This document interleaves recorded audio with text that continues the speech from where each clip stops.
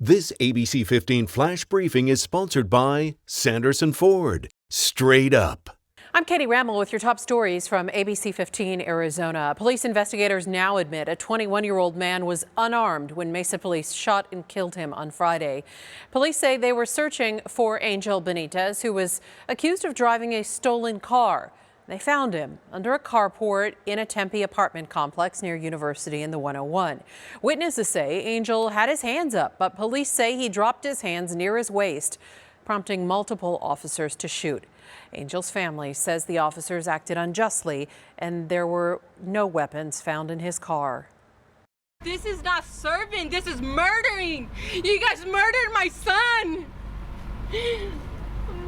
We're asking, like, anybody, if anybody's seen anything, please come out, come forward. We need some answers. Angel's family hopes more witnesses, hopefully some with video, will speak out.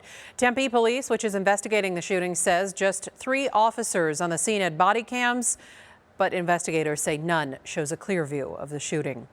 12,000 acres burned and no sign of slowing. The Sears fire north of Cave Creek destroying 4 homes, 5 buildings, and several vehicles. Crews today have been doing burnouts, trying to contain a perimeter around the fire. We spoke to a Southwest conservation advocate that's been working in fire landscapes for 2 decades, and he says the Tonto National Forest has become ground zero for what climate change looks like here in Arizona. Recently, there have been big, rapidly moving fires that threaten our communities. We have historically failed land management practices like logging old-growth forests and overgrazing rangelands, and the proliferation of off-road vehicles and how those interact with livestock to spread invasive grasses. We spoke to folks who live nearby. They told us even though fires are becoming a new normal, it's a risk they are willing to take.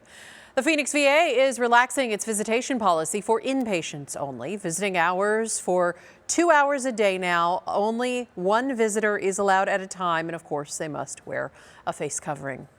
October and fall break right around the corner. That's when we start to see more big changes for Arizona schools. Many districts are using the end of fall break as a marker to decide whether to start offering in-person learning again or add more in-person options. Some districts making moves in October include Chandler Unified, which will resume in-person learning for their junior high and high school students on October 13th. That's also when the Kyrene School District is welcoming back middle schoolers. Others like Tempe Elementary School District and several districts in Phoenix may propose in-person learning options in early to mid-October. A family in Peoria says they feel their son was forced to wear a mask to school despite having a doctor's note. Emmett Rooks is a 2nd grader at Vistancia Elementary with diagnosed ADHD. He's on the autism spectrum, and his parents got a doctor's note and assurance from the school nurse that he would not have to wear a mask, only to find out school officials made him wear one in the classroom. With regards to Emmett, he can get a letter from his doctor at PCH to exclude him from the mask mandate.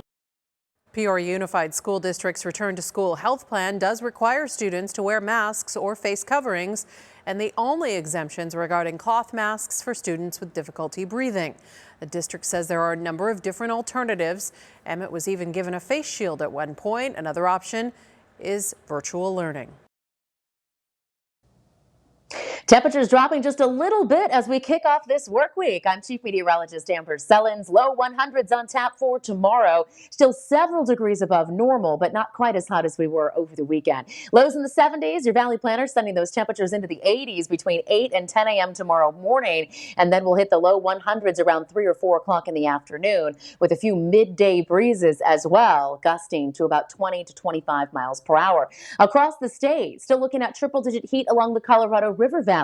And 90s in Kingman and Sedona, so still unseasonably warm even up north. High pressure dominating this week will keep temperatures hot, and all the way through the weekend, our forecast staying sunny and dry with that ridge of high pressure in control. There's the next 7 days up to 105 on Thursday, then temperatures drop a few more degrees heading into the weekend. For the latest headlines, weather, and traffic, visit abc15.com or download our free ABC 15 mobile app. This ABC 15 Flash Briefing is sponsored by Sanderson Ford. Straight up.